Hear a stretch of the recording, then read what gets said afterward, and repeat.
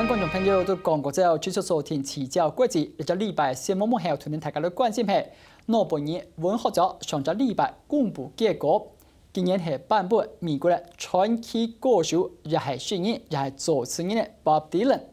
個消息一公布，當人非常嘅聽，也就當人非常嘅意外。對台灣愛談 Bob Dylan，可能做簽到當多嘅欣賞。不過同時作為好 Bob Dylan，同時按了解佢，又係音樂人，還在用行業嘅方式咧，我講上頭一個，所以今日來到節目現場啊，特別是校委會主委鍾雲峰，鍾主委，主委你好。主持人好，各位觀眾朋友，大家安安。係，按這些主委來到現場後，我相信今日談好嘅主題後，誒，當強勢嚟講呢件事情。提前啊，你成本你嘅觀眾朋友，你了解一下，到底 Bob Dylan 佢呢下聲音有乜嘅傳奇性？你看一下佢嘅基本嘅資料，大家興嘅 Bob Dylan 簡單嘅名叫做 Robert Allen Zimmerman， 聽講係因為佢親校嘅威爾斯嘅詩人 Dylan Thomas 樣改名嘅，佢今年75歲，年紀算唔細。啊，係來自美國嘅明尼蘇達州，算係下中下嘅地方。佢當到經典嘅歌曲，像係大家都聽過嘅《Blowing in the Wind》、《The Times They Are Changing》、《Like a Rolling Stone》，還有佢得過嘅獎，單唱國內幕獎是有12座，那個金球獎、天陽嘅金像獎，連啲新聞記者普利茲獎竟然拿過，今年又拿到了諾貝爾文學獎。提前行啊，參考一下注意好，你自家作為3個金球獎最佳作詞人的身份，用音樂人的身份，你要唔要看待佢拿到文學獎？我想Bob Dylan簡單講啦，吼，就講伊去60年代一條創作吼，其實就改變咗幾個民謠創作嘅方法跟思路。就講吼，簡單講就講吼。Bob Dylan 係咧講傳統民謠吼，單一都市、單一現代一個重要嘅一個創作人。個同時，Bob Dylan 以本傳統嘅民謠能夠講當代嘅社會能夠對話，能夠講當代故事。一個其實唔係咁簡單，就像講嘅故事咁簡單，係包括嗰度方法單個、認識單個、書法單個等等轉變。一個東西一直到1962年到64年以下3-4張唱片出來以後，讓正式踏出一種轉變。所以一個其實唔係像單純唱一個音樂單個嘅意義，就古嘅文化史嘅一個意義啦。我嚟講，其實係一個重大改變啦。我問吼，所以呢件事情，你咩按到意外人其中一個？唔係因為吼，Bob Dylan佢差唔多19年前，是20年前就已經有人推薦伊。第一個獎啊，幾乎每年吼，每個我有人推薦伊啊，所以其實大家對於我第一個獎其實唔係很意外啦，因為唔係第一擺有人提下嘅事情啦。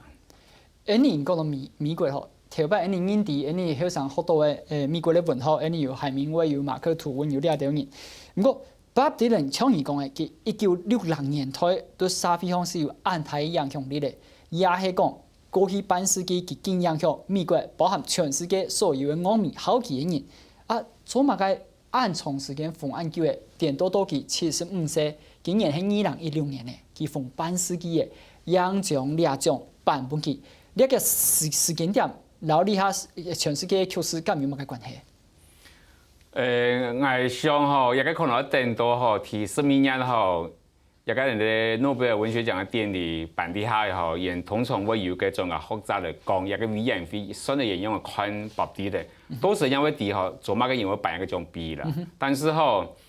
，Bob Dylan其實以提1970年代到80年代後，伊差唔多會有20年時間，其實係創作係提低潮啊。哦。係，但是吼，提1990年代開始後，伊連續創作差唔多有3-4張。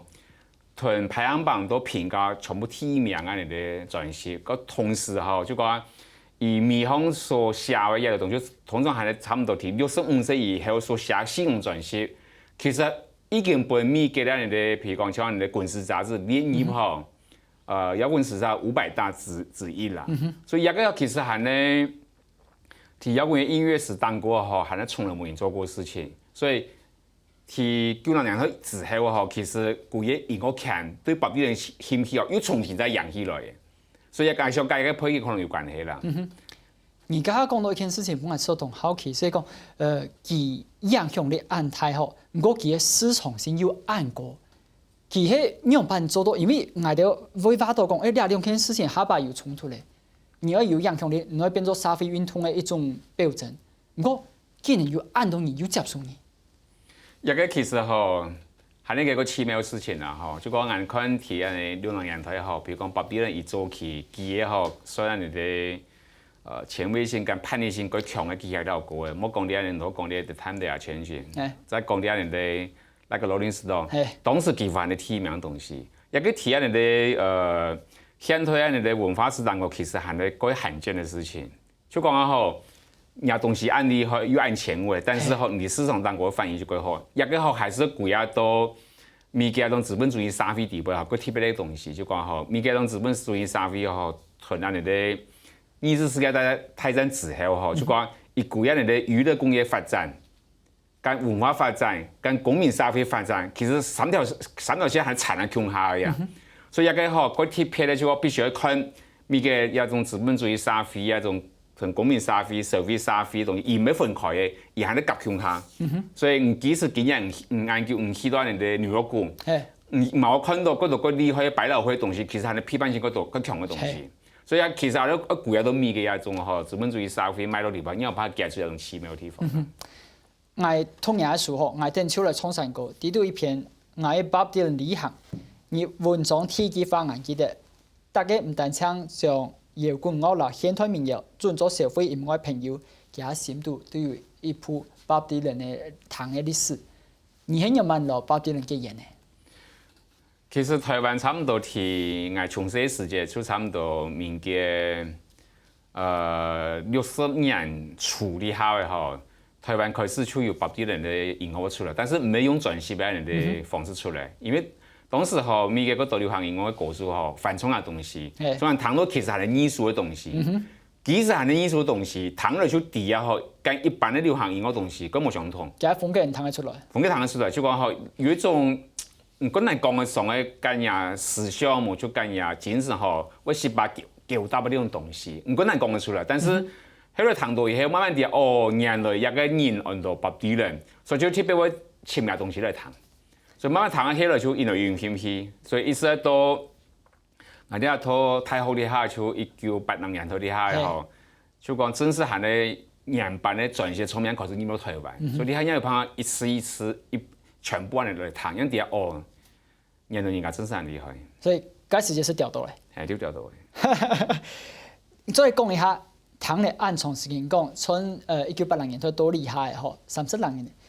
佢嘅音樂、佢嘅詩、佢嘅詞，對你帶來哪條影響？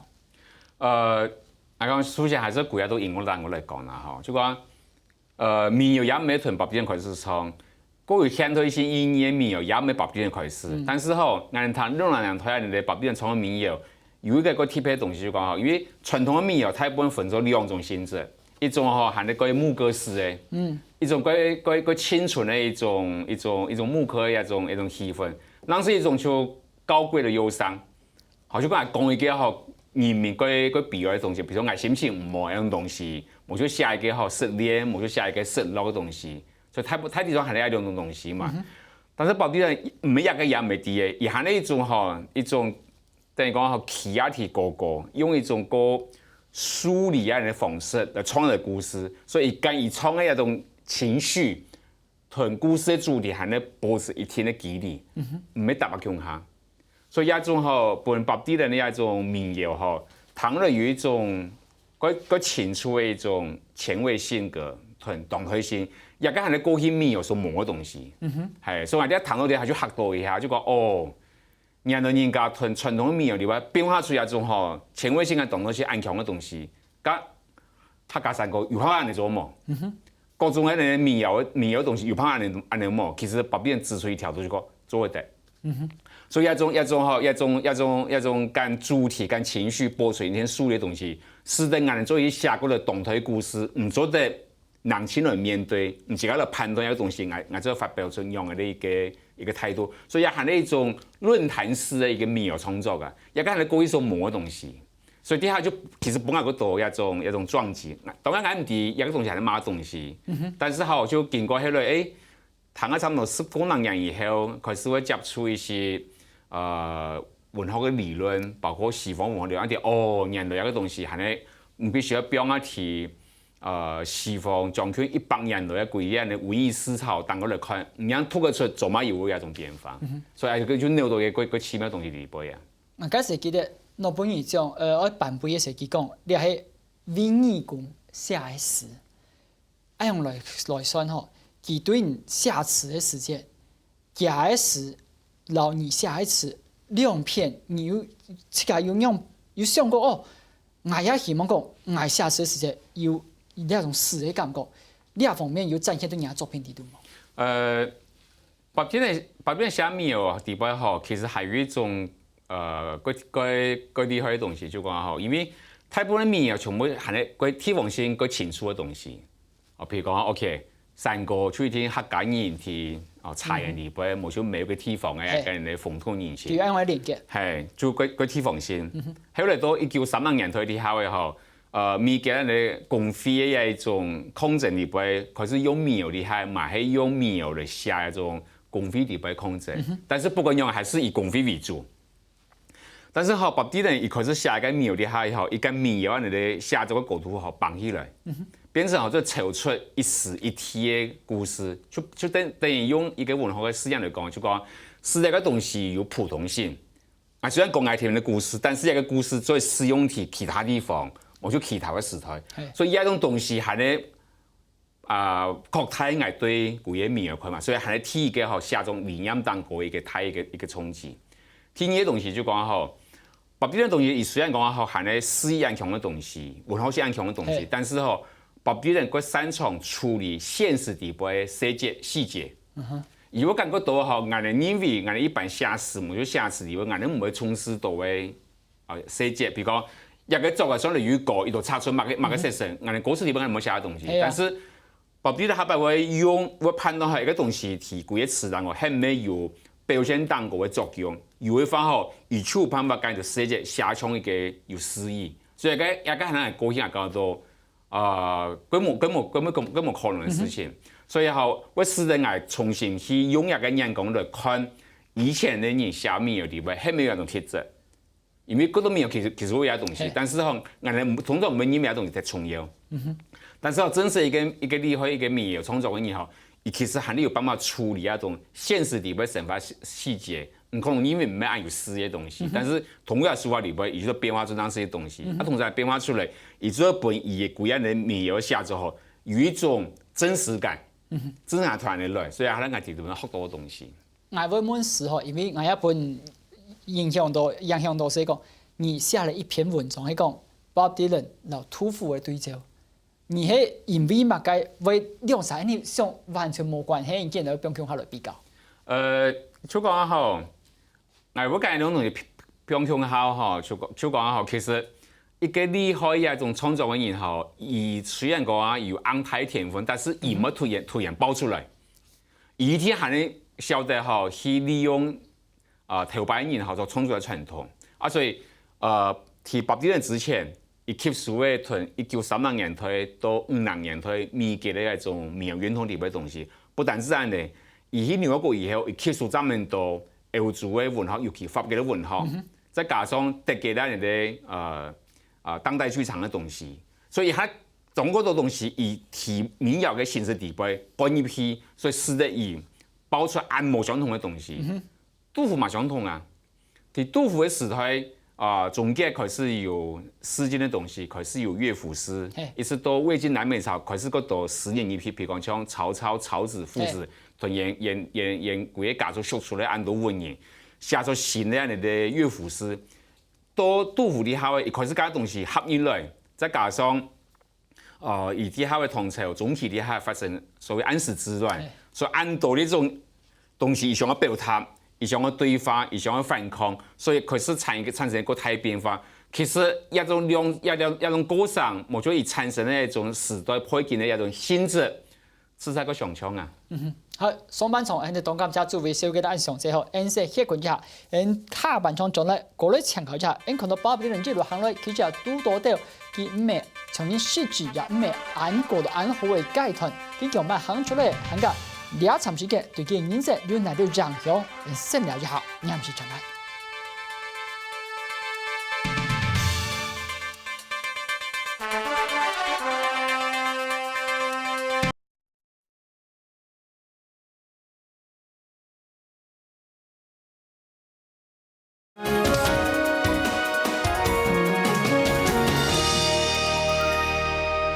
咁進到討論嘅現場，呢個禮拜主題係諾貝爾文學獎，巴比倫得獎，為個繞長途到台灣，所以難得在簽咗全場用行業來講巴比倫嘅台北市校委會主委鍾永豐鍾主委，所以而家講按到好，你講嚟按到封神嘅事情，我一查也發現，佢未講一路行到按順，我記得當初是1965年，精準來講，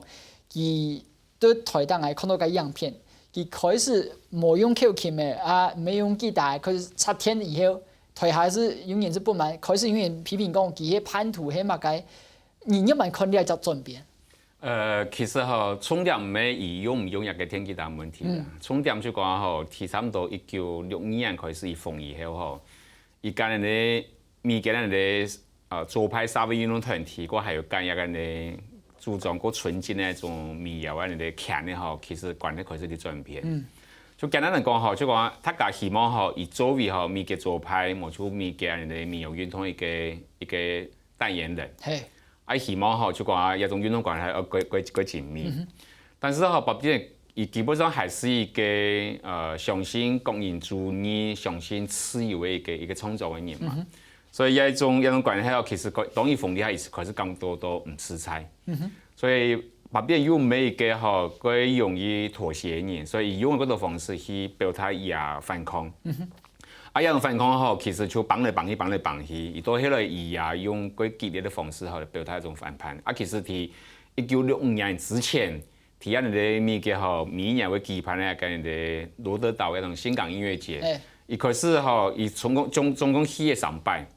伊到第2擺之後吼，就開始伊下個禮拜吼已經表現出伊想要干一個人的運動，或者群眾吼疏離嘅一種態度。到1964年，就伊去迎接巡迴之前，伊就帶古樂樂團上去用電吉他開始嚟演奏嘅。伊故意將啲嘅音樂吼調到個吵。調個吵以後吼，其實群眾開始提罵伊、提釣伊。但是吼就講，畢竟還是跟人有朋友關係，所以最後吼就講。一個演唱會嘅主辦人就講唔玩你啦，還是唱一條很好彈嘅用木吉他彈嘅東西，所以伊就彈一個有名嘅一條歌啊，叫做It's all over now，Baby Blue 就講結束嘅，係眼咩能愛嘅一種，係，所以吼其實啲1964年啲場演唱會吼，其實就看得出就伊想要跟一種群眾吼脫離啦，但是吼其實。也蠻簡單，因為吼一種拉扯，其實還是一直持續。所以其實天吉他吼，當時去到你的新港也好，去到你的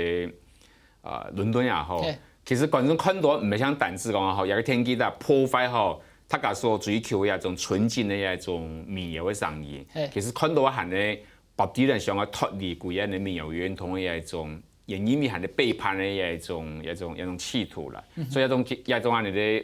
一種火氣吼就會釀亂，就開始吼每場全部群眾吼停落嚟演唱演調伊啊。難怪變我記得作為研究所時做嘅社會學，我想我好奇是講，你之前對台灣時節是開始彈吉他音樂，你到嚟美國去讀社會學，經過社會學嘅訓練，之前啊之後。對你去看巴比倫社會性呢件事情有乜個改變冇？聽一點，剛才已經講，佢係社會運動嘅算係代言人。清楚嘢當然係50年代、60年代美國嘅反戰思潮，到底係時勢所影響，佢都好騎起啲反戰嘅體系，也係講真正佢嘅作品底度要騎人講我係反戰嘅代表者。我先講聽嘢啦，吼，就講。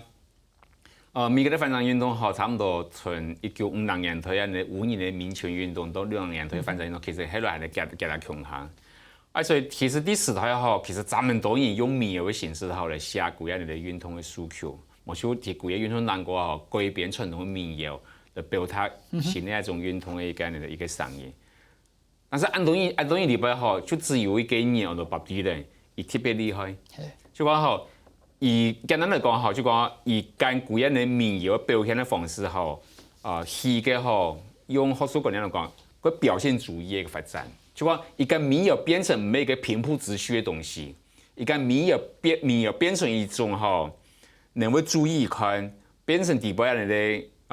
創作元素吼被綁起來嘅一種新的階段。所以底下吼，同樣書裡邊吼，古人哋運動精神變得個表現性更之強，唔係平平嘅東西，變得個強，變得老是有一種吼。等他新的一種 TV 案出來，所以他搞自然會做減來。但是吼，白邊其實係一個聰明的人，伊其實吼就講提一種地步，唔也專門講係咧慢人利用慢人，就講伊提一地步，伊看得到伊佢嘅創作嘅嘅能量吼，能夠關注嘅一個地方，各種也催發，所以使得伊安尼做辦過。其實提每場運動地步全部會有安尼人啦。所以吼，一個係咩時勢造英雄，冇印象是講到更難講啦，吼。有啲互相，因為一個運動吼，旗下萬人全部去參加之後，就有各種各樣嘅人開始就出來，擅長做組織的，擅長做理論的，擅長做宣傳的人全部出來啊。但是吼，就有一個嘅量實在太大嘛，認識萬人、上百萬人去做一個運動，自然會有一種人會出來啦。吼，第二個吼就話。喺美國人發現一個東西吼，就講吼，美國的一種流行音樂市場實在大到吼，伊做咧本各種各樣嘅吼，各另類嘅、各前衛嘅一種音樂，有能夠得到吼拉開市場嘅支撐，所以能夠使得吼各式各樣嘅創作人能夠古話題以興起嘅人哋。重要地位吼，叫發展嘅東西。一個我講啦，係咧美國之外，冇就應該美國之外，更難有一個地方。譬如講，OK，我哋睇人哋睇台灣，我哋寫個運動性嘅冇就寫，譬如講我哋合法寫東西，我哋冇可能從美國人哋得到安泰嘅市場嘅一個支撐啊！我哋必須要用個困難嘅方式，個公式式嘅方式，要把支持我哋去搞翻你哋生存啦。個一個係對外個睇一個人哋撞擊當時一個東西就講吼，許多美國畢竟吼就講談白啲嘅東西，冇注意看人哋5、6年台美國那種民謠運動跟反戰運動吼，還是古人都美國作為一個安泰嘅一個資本主義社會裏邊，唔要怕理解嘅東西啊，唔要怕理解個美國做乜嘅吼，一條咩事情嘅人吼，人咧按強調人嘅方法，按強調人嘅思想，因為